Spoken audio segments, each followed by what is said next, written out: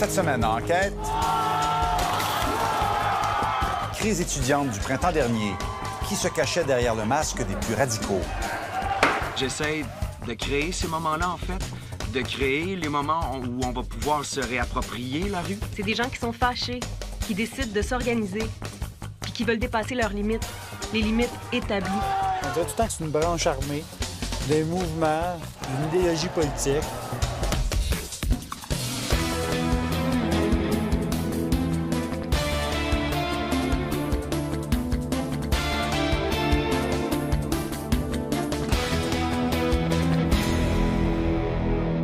Bienvenue à cette 6e saison d'Enquête.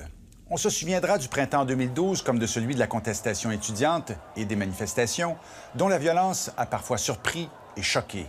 Au-delà des arguments des uns et des autres, ce qui nous a surtout intéressé, c'est de savoir qui sont ces manifestants masqués, armés, prêts à commettre des méfaits et même à attaquer des policiers. Et quel était leur rôle dans le mouvement étudiant? Une de nos équipes s'est rendue au cœur de l'action et a obtenu un accès inédit à l'univers des radicaux. Leurs propos sont controversés, mais permettent de comprendre qui se cache derrière leur masque et quelles sont leurs motivations. Enquête sur les coulisses d'un conflit qui a laissé de nombreuses cicatrices. La grève, justement, c'est une belle opportunité, en fait, pour que, justement, les gens puissent se radicaliser. Puis peut-être qu'il y aura plus de gens dans les Black Blocs. Il n'y a pas de radicalisation du mouvement. Il y a des activités par des casseurs. Face à la violence de la police, regarde, face à leur violence réactionnante, on veut faire comme une violence révolutionnaire. C'est le temps de se lever puis de dire que ces choses-là, ça reflète pas nos valeurs. Ça reflète surtout pas ce que nous voulons comme société.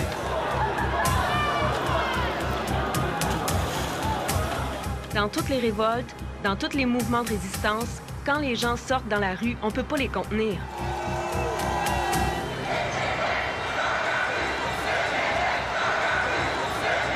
Moi, je pense que je suis un militant. C'est pas juste dans des moments de crise sociale où je finis par sortir dans la rue, mais j'essaie de créer ces moments-là, en fait, de créer les moments où on va pouvoir justement se réapproprier la rue.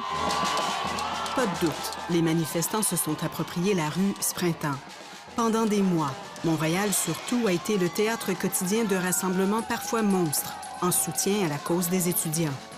Au plus fort du conflit, une manifestation sur 3 a donné lieu à une violence inhabituelle pour les Montréalais. Quand on prend nos citoyens en otage, notamment parce qu'on paralyse le métro, il y a des problèmes de circulation, les commerçants voient leur chiffre d'affaires baisser et on parle également de la réputation de Montréal sur la scène internationale. Ponts paralysés, vitrines cassées, vandalisme, affrontements en règle avec les forces de l'ordre.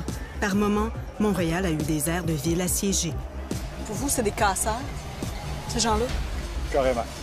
Leur objectif, dans le fond, c'est justement de créer des images, de jouer directement sur le sentiment de sécurité des usagers du centre-ville. Souvent au cœur de cette action, le Black Bloc, jusqu'alors peu connu, énigmatique et réfractaire aux médias, comme nous l'avons appris à nos dépens.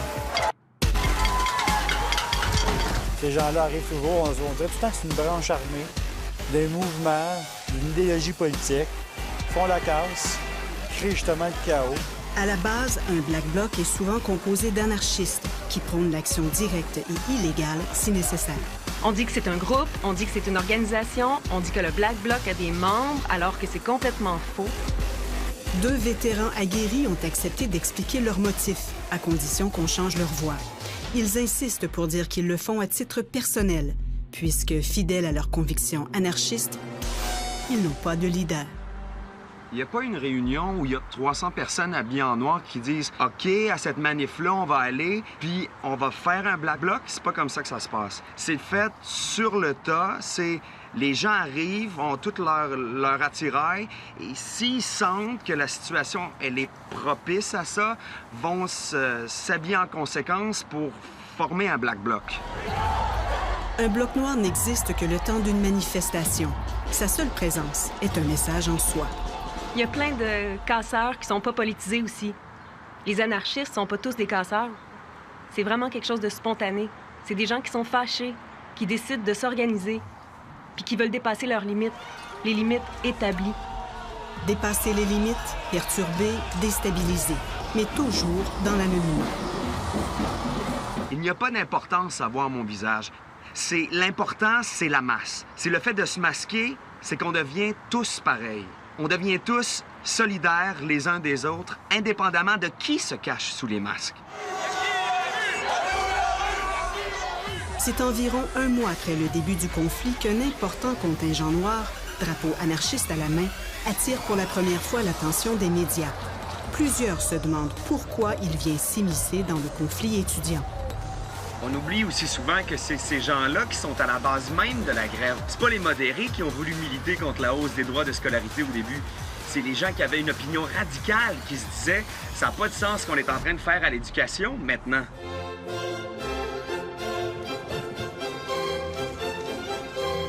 2001, les chefs de gouvernement des Amériques se sont donné rendez-vous à Québec pour négocier leurs barrières commerciales. Dans la rue, c'est l'autre barrière, celle qui délimite la zone sécurisée, qui est prise d'assaut.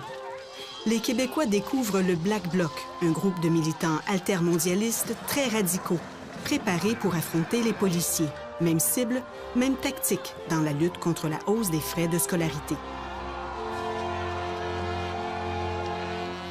Radical, ça vient de racine.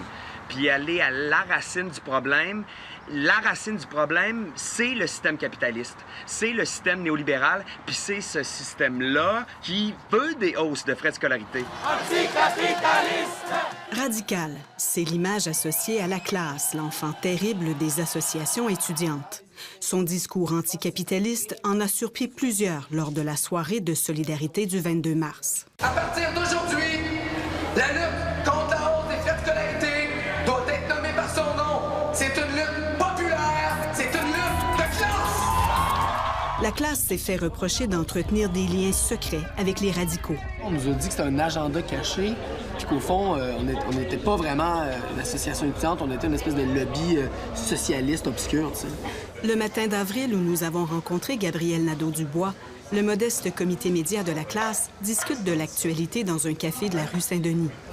Bien, dans la presse, tout ça, là, ils ont sorti que la FDD-Cégep pensait faire poursuivre les cours d'hiver en août. Ah, mais là, ça a l'air sérieux, là. C'est qui a sorti ça? Pascal Breton. Pascal Breton. S'étonner des positions politiques de la classe, c'est mal connaître son histoire. Le cœur de cette coalition est l'AC, l'Association pour une solidarité syndicale étudiante. Elle représente en permanence 19 associations collégiales et universitaires qui revendiquent la gratuité scolaire. Ça n'a jamais été caché. On est contre la hausse des frais parce que on est pour l'accessibilité à l'éducation, parce qu'on veut construire une société de justice sociale, d'égalité. Puis ça, c'est depuis notre fondation. On a été fondé en 2001, dans la foulée du Sommet des Amériques. L'AC permet à d'autres associations de se joindre à elle pendant la grève. Cette coalition temporaire lui permet de plus que doubler son membership, qui n'a pas cessé d'augmenter depuis le début du conflit, ainsi que d'augmenter sa force de frappe. J'ai mis un flic sur le haut de mon char. J'ai mis son nez sur mon porte-clés. J'ai mis un flic sur le haut de mon char. Et j'ai pris ses oreilles pour t'en faire un collier. Avec ces paroles irrévérencieuses, le groupe Mise en demeure est un peu devenu le porte-voix des militants les plus radicaux. Nous, on se pose des limites, dans le fond. On se dit, OK, on ne peut pas aller plus loin que ça parce que ça serait abusé. Donc, on se pose ces limites-là, puis on va toujours une petite affaire plus loin. Ils sont eux-mêmes militants depuis le conflit de 2007. C'est de là que viennent les paroles controversées sur la ministre Courchaine. Vous dirai-je si à chaîne, m'a te présenter Courchaine. Ça a fait bondir le premier ministre. Mais dès qu'on s'exprime en dehors du respect, ce n'est plus la liberté d'expression, c'est de l'intimidation. La violence, ça s'est utilisé depuis très longtemps, depuis toujours, en fait, là, dans l'art, de manière exutoire, parce que c'est une forme...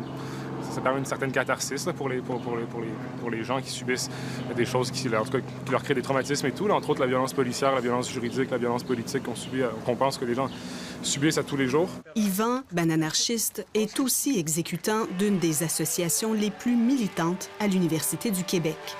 C'est des jeunes profs à l'époque engagés qui ont fondé l'UQAM, souvent marxistes. Donc les gens qui vont à l'UQAM, souvent dans le domaine des sciences humaines, en sociaux, en philo et aussi en sciences politiques, sont des gens qui savent qu'il y a une espèce de ligne idéologique assez militante. Alain Savard, le 4e membre du groupe, absent lors de cette entrevue, siège à l'exécutif de la classe. Êtes-vous anarchiste? On est tous anarchistes dans le groupe, sauf Alain. Sauf Alain Savard. On va le dire, là. Ouais. Alain, il n'est pas anarchiste parce que ça le mettrait trop dans le trouble de dire ça, vu qu'il est sur l'exact de la classe. Il est quoi? Il est beau, il est beau, il est beau. J'ai pris ses oreilles pour t'en faire un collier! Merci. Dans la classe, forcément, il y a des anarchistes. Ces gens-là, comme j'ai dit, ils viennent pas d'un égout, ils sortent juste quand c'est le temps de poser des actions puis ils retournent dans leur égout après. Ces gens-là militent à longueur d'année. Forcément, ils sont dans des organisations étudiantes, dans des groupes. Après ça, est-ce que la classe appelle, elle, en secret des Black Blocs? Mais ça ne fait pas de sens. Très vite, les manifestations s'organisent spontanément sur les réseaux sociaux, sans l'intervention d'aucune association étudiante. Mais le grabuge causé par les actions des membres de la classe et son refus de condamner la violence ont scellé son image d'intransigeance. Notre société, ce n'est pas une société en paix. Ce n'est pas une société en paix. Et des fois, ça paraît. Puis, c'est pas anormal. Il y a personne qui veut ça. Il y a personne qui veut, tu sais. Mais c'est comme si on est enfoncé dans une vision de notre propre société où tous les conflits, tous les conflits devraient se régler là, de manière tellement lustrée, tellement... Tous les engrenages deviennent bien glisser l'un sur l'autre sans jamais grincer. Mais ça, c'est une apparence. Au fil des semaines, la violence des radicaux va devenir un enjeu en soi, au point d'éclipser le vrai débat.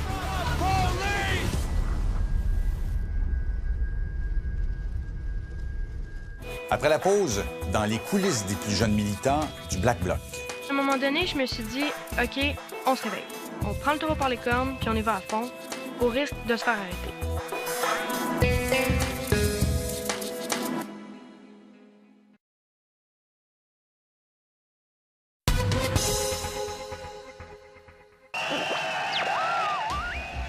Des manifestants ont saccagé des clôtures, ont lancé des bâtons tout à l'heure sur les cordons de police qui formaient barrière devant l'entrée principale de l'université McGill. On entend des slogans, des cris, ça et là, des projectiles fusent.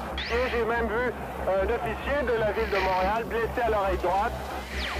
N'ajustez pas votre appareil. Le compte-rendu que vous entendez semble peut-être appartenir au présent, mais il remonte à 1969. Et cette fois-ci, ça a été une véritable chasse à l'homme. De violentes manifestations pour la francisation de l'Université McGill secouent le campus pendant 3 jours. La violence a toujours fait partie de l'histoire du combat étudiant, mais on l'a un peu oublié. Plus jeune, moi, je faisais partie d'un mouvement étudiant. On n'a jamais il nous serait venu à l'idée, nous, de poser des actes violents. Ça aurait été impensable. Impensable. La violence devient un enjeu le 7 mars, 43 ans presque jour pour jour depuis les affrontements de McGill. Un étudiant est atteint par un projectile. Policiers et manifestants s'accusent mutuellement d'être responsables. Le mal est fait. Francis Grenier est devenu un symbole.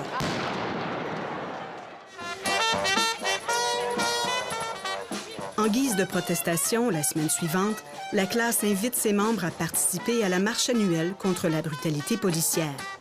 Alors que la FEC et la FEUC, prudentes, s'en dissocient, sachant fort bien que des actions Black Bloc sont à prévoir. La police, c'est la force de frappe de l'État puis du capital. Alors, c'est clair que ça devient des ennemis pour nous. Fuck the police! No justice! No peace! L'invitation de la classe a aussi un motif politique. Ses membres non seulement appuient, mais financent le collectif opposé à la brutalité policière depuis des années.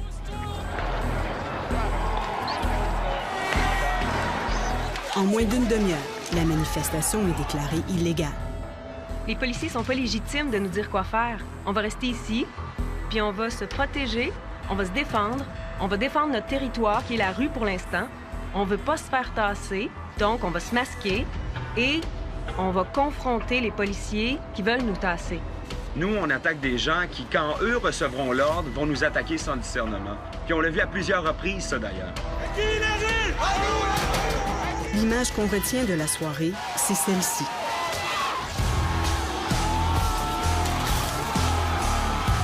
Nous voulions savoir qui se cache derrière le masque des jeunes responsables de ce méfait qu'on a traité ce soir-là de voyous. Est-ce que vous aviez prévu poser des gestes de ce genre-là? Pas du tout. Il a 17 ans, est en première année de cégep. Au début, je veux pas dire que j'ai tapé les scènes là puis que j'écris des slogans d'amour, mais j'étais vraiment contre toute forme de violence, puis plus le mouvement a avancé, plus on a mangé des coups de matraque et du poivre de Cayenne, plus cette haine-là est rentrée en dedans de nous. C'était une manifestation contre la brutalité policière, puis rendu à un certain point, avec toute la haine et la colère, c'était rendu une manifestation contre la police. Le Black Bloc, c'est aussi ces jeunes, entraînés par l'intensité du moment, surpris eux-mêmes par la portée de leurs gestes, comme cette étudiante, elle aussi en première année de cégep, qui a participé à renverser la voiture. Face au gouvernement, M. Charest est complètement fermé. En fait, on a l'impression qu'il prend ça comme une grosse joke. Fait qu'à un moment donné, je me suis dit, OK, on se réveille. On prend le taureau par les cornes, puis on y va à fond, au risque de se faire arrêter. C'est un risque, mais je pense qu'il faut prendre des risques dans la vie pour ce qu'on revendique. 258 personnes ont été arrêtées le 15 mars, dont plusieurs mineurs.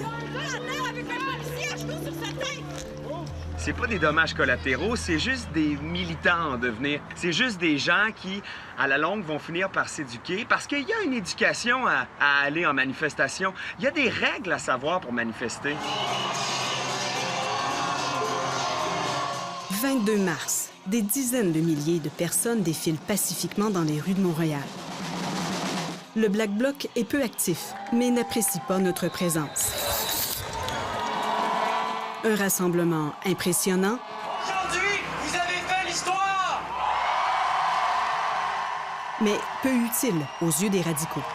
Quand il y a eu 200 000 personnes dans la rue, le gouvernement n'a jamais voulu négocier, n'a jamais voulu s'asseoir avec les étudiants.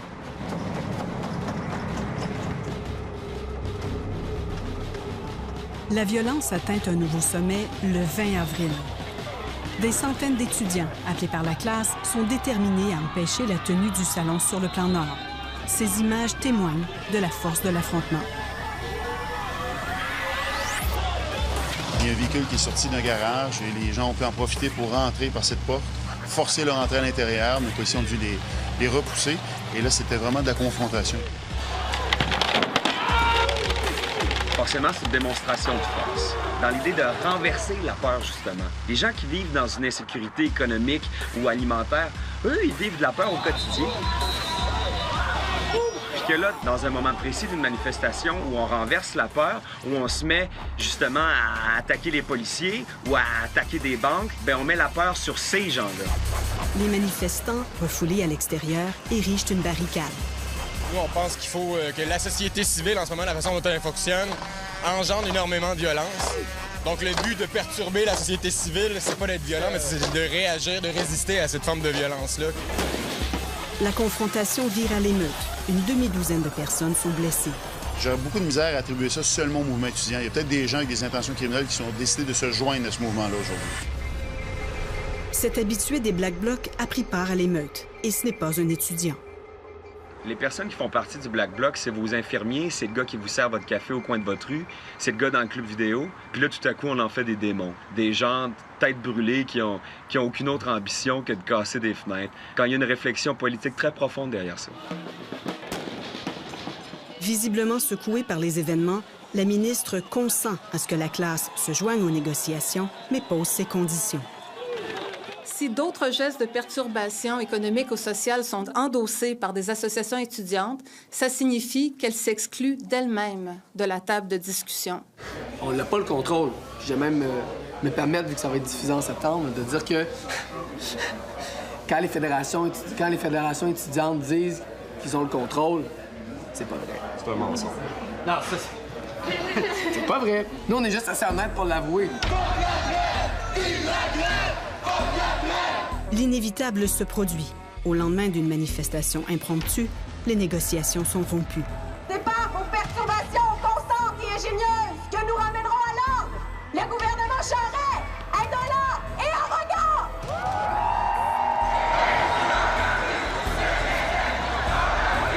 Galvanisés, plusieurs milliers de personnes se réunissent place Émilie-Gamelin pour la deuxième nocturne qui sera brutale. La première d'une demi-douzaine de vitrines est fracassée. Des manifestants désapprouvent le geste et s'en prennent à son auteur.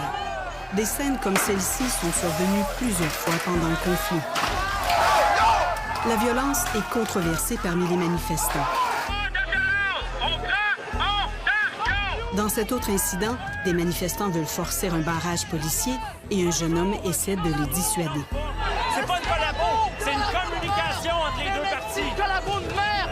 Ils ont un contrat de travail, ils n'ont pas le choix. Sinon, ils se font mettre à pied. Ils sont imposés. Hey, regarde, il est obligé d'être là, hein? Ben, regarde, ouais, il est obligé d'être là. Non, il est obligé d'être là. Donc, les esprits commencent à s'échauffer un peu, là. Les médias n'ont pas été ménagés non plus, malgré les intentions pacifistes de la majorité des manifestants. Écoutez, monsieur, c'est pacifique à soir. Toute la soirée, c'était pacifique. On voit ici le journaliste Pascal Robida et son caméraman se faire bousculer. Je sais pas la caméra. Ils se sont pris aux médias. J'ai jamais vu ça. Moi, là, je veux dire, ça fait 28 ans que je suis policier. J'en ai fait des manifestations dans ma carrière et c'est la première fois que je vois des médias accompagnés d'agents de sécurité. Ça apporte rien à notre cause, absolument rien. Ça fait juste plus de colère, ça fait plus provoquer les policiers, ça nous fait perdre l'appui de la population. Donc, selon moi, je comprends pourquoi, mais je trouve pas que c'est quelque chose de positif à faire. Charlotte Gandin manifestait calmement ce soir-là, mais s'est trouvée à l'épicentre d'une réaction policière musclée. On s'est retourné, on les mains en l'air, on disait on fait rien, on veut juste en aller. Bon, comme réponse, on s'est fait bousculer, on s'est fait jeter à terre. Puis moi, je me suis retrouvée sur le dos, j'ai reçu des coups de pied dans le dos. Des manifestants font voler en éclats les vitres du poste de police du quartier. Ça m'étonne pas qu'il y ait des gens qui viennent péter les vitres de la SPVM. C'est compréhensible. Ça te met dans une rage. Là, on se sentait dans un état policier. On sentait qu'on pouvait rien faire. On pouvait vraiment rien faire du tout. Là, donc, oui, c'est compréhensible. C'est sûr, ça encourage les actes de violence après ça. On va charger, les amis, hein, oubliez pas! Venez-vous-en, les gars! Venez-vous-en! On a eu ces critiques-là, on les a entendues, en fait. T'sais, on les a entendues, puis on a modifié nos façons de faire. Alain Simoneau est le chef du poste de quartier 21. Ce sont les vitres de son bureau qui ont été fracassées. Si tu restes dans la rue, puis bon, t'es curieux de ces choses-là, t'as peut-être une chance de te faire, tu sais, je veux dire. Puis les policiers sont formés, quand c'est le temps de faire une dispersion, notre objectif, nous autres, c'est de faire le rétablissement de l'ordre dans les meilleurs délais, avec le moins de dommages collatéraux. Mais il peut en arriver, c'est clair. De nouveaux incidents vont encore survenir et confronter les policiers à d'autres acteurs de la gauche radicale.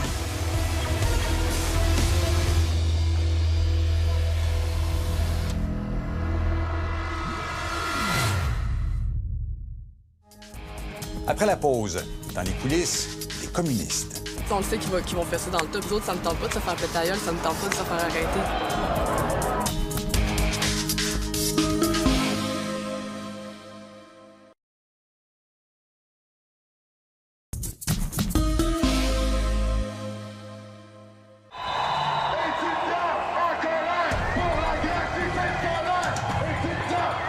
Au fil des semaines, le masque, symbole de solidarité pour les manifestants, apparaît aux autorités comme un signe de la violence à venir. Je pense peut-être qu'on est des terroristes intellectuels, ou peut-être juste vraiment violents, ou peut-être juste comico-terroristes.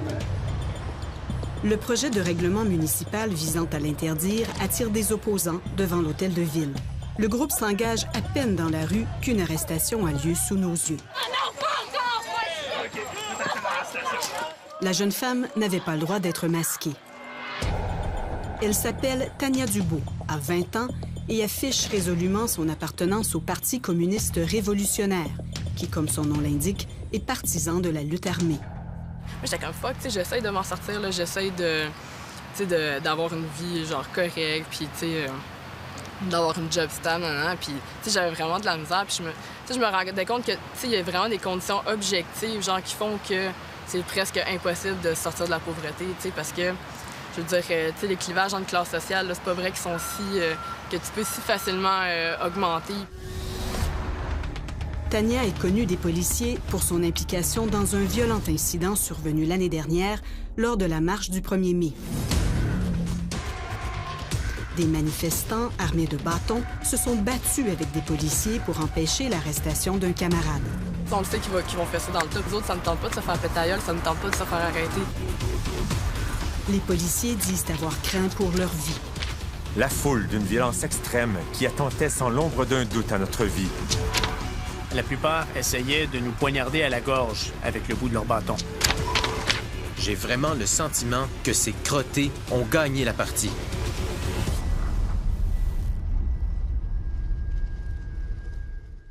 Ils considèrent qu'on est des dangereux. Êtes-vous? Bien, j'ai déjà répondu à des policiers que oui, je le suis, parce que moi, je travaille à abattre le capitalisme. Patrice Legendre était dans la mêlée, lui aussi. C'est un ex-leader étudiant et un militant communiste de longue date. La violence est nécessaire. La violence existe. La violence politique existe. Patrice Legendre a une quinzaine de procès à son actif, principalement pour avoir troublé la paix, méfait ou voie de fait. Trouvé coupable une seule fois. On peut pas dire la société est pourrie. On peut pas dire les exploiteurs sont ceci. Puis s'en tenir à ce qui est autorisé, ce qui est légal. 6 policiers sont blessés dans l'affrontement du 1er mai 2011, dont 2 qui subissent une commotion cérébrale. Le SPVM déclenche une enquête baptisée du nom de Gamma pour guet des activités des mouvements marginaux et anarchistes. Les suspects font l'objet de surveillance et de perquisitions. Et la base de toute lutte dans la lutte des classes, c'est d'imposer le respect à l'adversaire. Gamma s'est intéressé à la maison Norman Bethune, le cœur névralgique du mouvement révolutionnaire ouvrier. C'est ici que se prépare la révolution. Cette lutte-là parvient à développer l'expérience de combat de tout le peuple au Québec parce qu'elle s'inscrit dans la durée, mais une durée combative. La bagarre du 1er mai, elle, a donné lieu à 4 arrestations, dont celle de Tania Dubeau et de Patrice Legendre. Ils ont fait des enquêtes, le squad Gamma, la GRC a été à mes traces à moi pendant des semaines et des semaines. Et c'était une évidence qu'ils voulaient empêcher, en particulier ma présence, dans la manifestation du 1er mai 2012.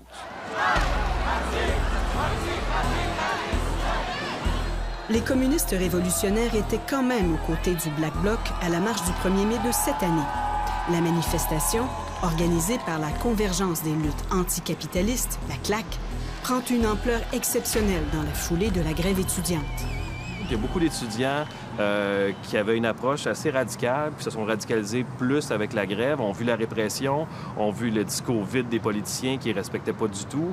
Et nous, dans nos rangs, disons, ou dans les gens autour de nous, dans nos milieux, c'est sûr qu'il y a de plus en plus de gens qui adhèrent à des idées plus radicales.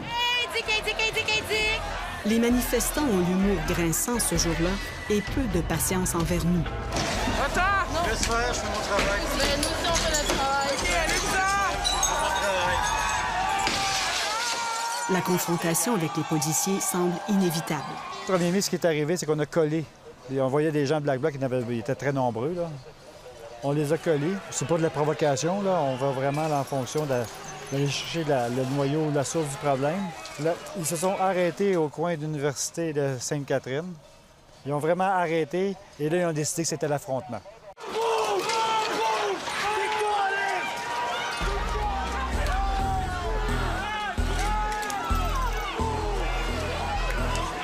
Bien, c'est toujours le même débat sur la violence. Pour des gens, casser une vitre, c'est très violent. Pour nous, c'est plus violent de laisser quelqu'un dormir dans la rue. Mais la grève étudiante, qu'est-ce qu'elle a fait? c'est de déplacer le niveau de confrontation. Les chefs syndicaux, qu'est-ce qu'ils font? Ils cognent sur la table. C'est inadmissible, ça. Mais ils n'agissent plus. Il n'y a pas eu de combat syndical depuis très longtemps.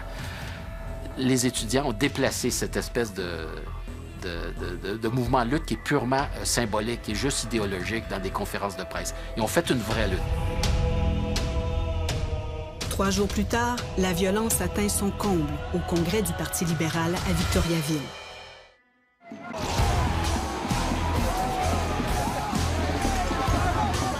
Pourtant, tout avait si bien commencé aux alentours de 18 h. Je vous dirais plusieurs milliers de manifestants venus de partout au Québec sont partis du stationnement d'un centre commercial pour se rendre ici à l'hôtel de Victorin. En quelques minutes, la manifestation tourne à la confrontation. Certains casseurs lançaient des pierres de cette grosseur. C'est en fait des bouts de trottoir que l'on fracassait sur le sol, que l'on lançait par la suite. L'affrontement d'une rare intensité dure 3 heures et fait des blessés graves chez les manifestants. Ça reste des actions de désobéissance civile qui sont parfaitement louables.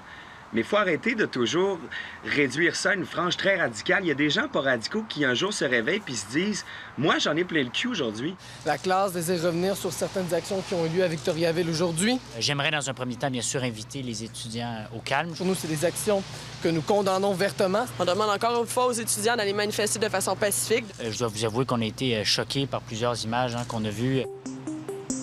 Un marathon de 22 heures de négociations mène à une entente fragile qui s'écroule quelques jours plus tard. Le projet de loi 78 déclenche un sursaut de violence.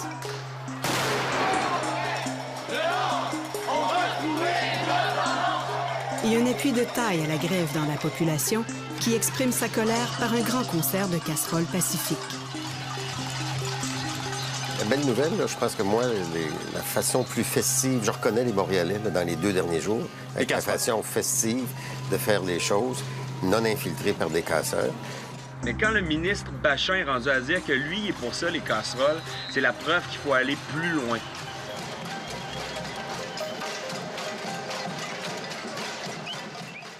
Après la pause, dans les coulisses de la police.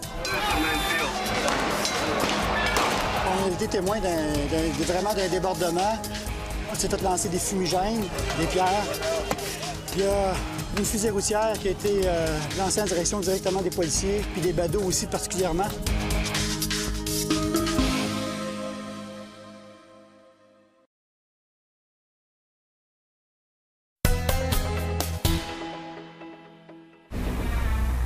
En édition spéciale.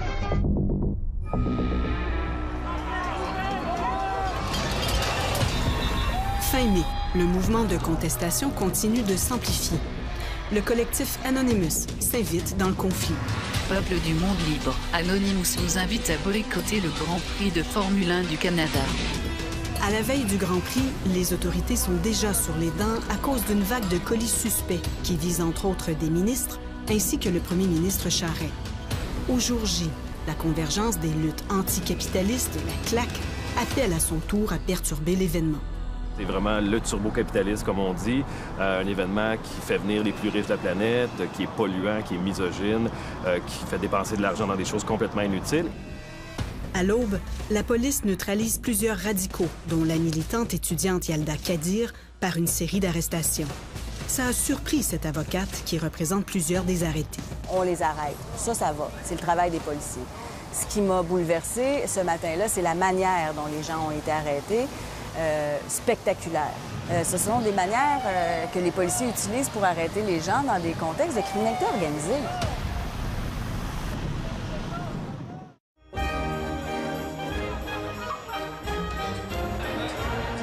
Le banquet d'ouverture, qui coûte 1 000 $ le billet, est au profit des hôpitaux pédiatriques. Tu vas en arrière de la ligne, s'il te plaît? Sinon je t'arrête. Tu m'arrêtes? Oui. Pourquoi? Hein, pour participer à une manifestation illégale. Ça te tente-tu? Participer à une manifestation illégale? 654, puis je te dessine jusqu'à demain soir. Des manifestants s'habillent en noir et se masquent. Quelques centaines d'entre eux sont rapidement encerclés. Alain Simoneau a commandé la majorité des opérations de maintien de l'ordre depuis le début du conflit.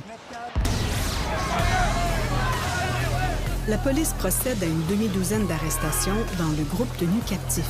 Simplement nous dire pourquoi il y a eu intervention aussi rapidement, parce qu'il n'y avait pas de grabuge, là. Il y avait une source de danger identifiée à l'intérieur, présentement, du groupe, tout simplement. Les gens qui étaient masqués? Oui, les gens qui étaient masqués et habillés en noir. C'est une source de danger qui représente une menace, c'est clair. Les policiers envisagent de procéder à l'arrestation du groupe au complet. J'ai mes conforts. Toute la gang? Toute la gang. Regarde, quand tu as tes signes précurseurs, c'est comme quand tu fais usage de la force. C'est clair. Attends-tu d'avoir une tape sur gueule avant de faire de... Mais on fait sur du RN, manifestation illégale, c'est 50 $. Parce que ça se travaille bien en passant. Finalement, la stratégie des arrestations isolées est maintenue. Elle a suffi à stopper les troubles faits. Présentement, la manifestation est illégale. On va vous demander de vous disperser sans quoi vous allez être arrêtés. Au bout d'environ 1 heure, les manifestants sont donc invités à quitter les lieux. Policiers et manifestants auront à nouveau rendez-vous plus tard dans la soirée.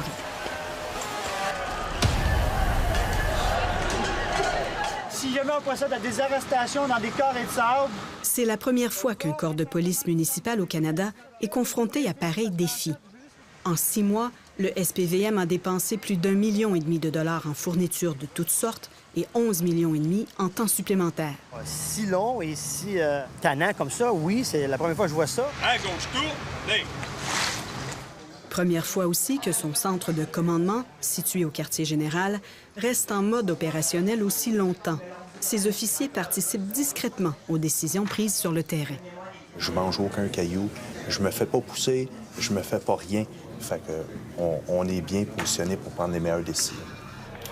Les décisions des policiers ont souvent été durement critiquées. Entre autres, celle d'arrêter 518 personnes dans la nuit mouvementée du 23 mai. Les détenus sont restés mains liées pendant 7 heures dans des autobus. De faire une activité de dispersion dans le caractère très urgent, brutal, violent, aurait fait en sorte qu'on aurait eu vraiment des poches où on aurait eu à travailler là, encore en situation de violence. Et pour nous, c'était important d'arrêter l'action, l'activité. L'action a repris rue Crescent à l'ouverture du Grand Prix. Des manifestants donnent du fil à retordre aux policiers.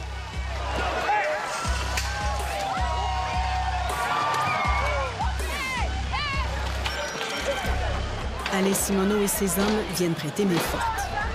C'est bon.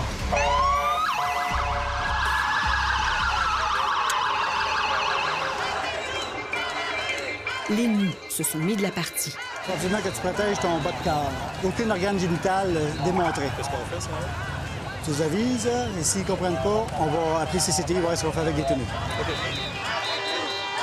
On est présentement en présence d'un mix entre des personnes nues, des gens qui étaient dans le sud-ouest, puis aussi des gens qui étaient de la manifestation nocturne. On a un peu tout le monde. Parce que les vrais nus, là, on a jamais un problème avec eux.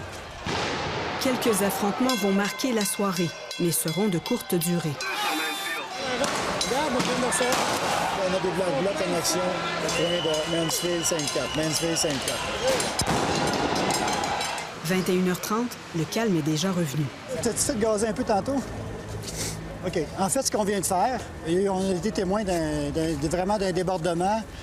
On s'est fait lancer des fumigènes, des pierres.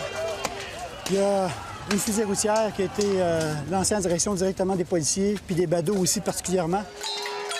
Alain Simoneau aime rappeler que la grande majorité des manifestations s'est déroulée de manière pacifique, malgré les éclats de violence. Prends une petite photo de la gang dans Kayak? Pourquoi pas? Hein? Tu sais pas aux avec à voir ça?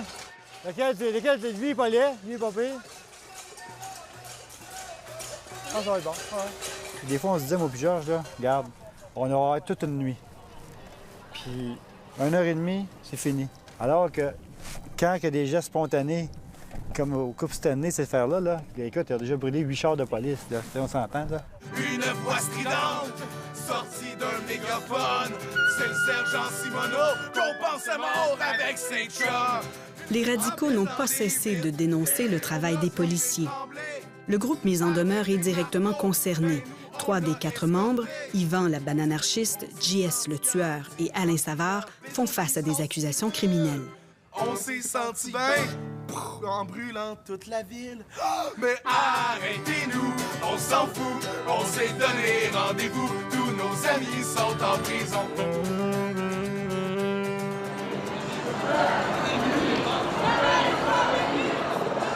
Plusieurs dizaines de militants sont accusés pour leur implication présumée dans des actions de perturbation. À cela s'ajoute, selon le SPVM, pas loin de 2000 arrestations pendant les manifestations au fil des mois. Les radicaux ne croient pas que la violence ennuie au conflit. Ça fait une différence fondamentale. Et c'est même pas à l'avantage des radicaux, en fait. C'est toujours à l'avantage des modérés que la violence a lieu, parce que c'est toujours les modérés qui pourront dire « Si vous voulez que ça arrête, le saccage, ben négociez avec nous. Puis nous, une fois qu'on sera plus dans la rue, ben les gens qui sont radicaux auront plus une masse critique qui leur permet de poser ces actions-là. » Reculez, s'il vous plaît. Reculez. La violence a aussi un coût humain. Des blessés dont on ne connaîtra jamais le nombre précis et dont chacun tient responsable le camp adverse. Hey, du beau travail, monsieur. Après 7 mois de lutte et la promesse d'un décret ministériel annulant la hausse des frais de scolarité, les deux grandes fédérations étudiantes ont annoncé la fin du conflit, alors que la classe, qui vise toujours la gratuité scolaire, s'engage à réduire ses moyens de pression. Le printemps étudiant appartient désormais au passé, mais laisse en héritage une nouvelle génération de militants. Moi, je vais faire ça jusqu'à temps que je voyais... jusqu'à temps que la révolution arrive, mais là, c'est ça, jusqu'à la fin de ma vie, dans le fond, là. Parce que là, je pense pas l'avoir, là, mais...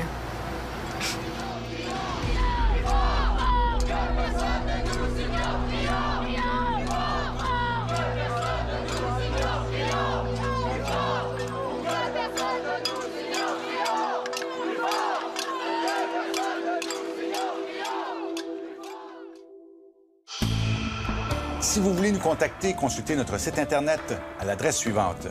Vous pouvez y faire vos commentaires et vos suggestions et revoir nos reportages. Pour connaître notre démarche journalistique, je vous invite à consulter mon blog. Veuillez prendre note qu'Enquête est rediffusée le dimanche à 18h sur le réseau de l'information.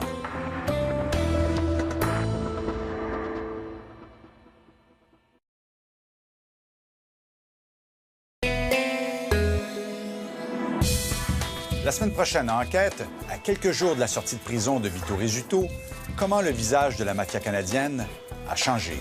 E la mafia a Toronto è più forte rispetto a quella di Montréal. Dans un rapport d'enquête, la police italienne fait état de l'existence en Ontario de 9 clans de la Ndrangheta, 7 à Toronto et 2 à Thunder Bay. They have the same problem, the same corruption, they have the same organized crime groups operating here, devastating as they are in Quebec. They have a lot of money. They can invest money at this moment. L'Ndrangheta si è Ils ont infiltré l'économie, surtout dans la construction. Il tessuto economico in quelle che sono le specialità dell'Ndrangheta. Merci d'avoir été là, bonsoir et à la semaine prochaine.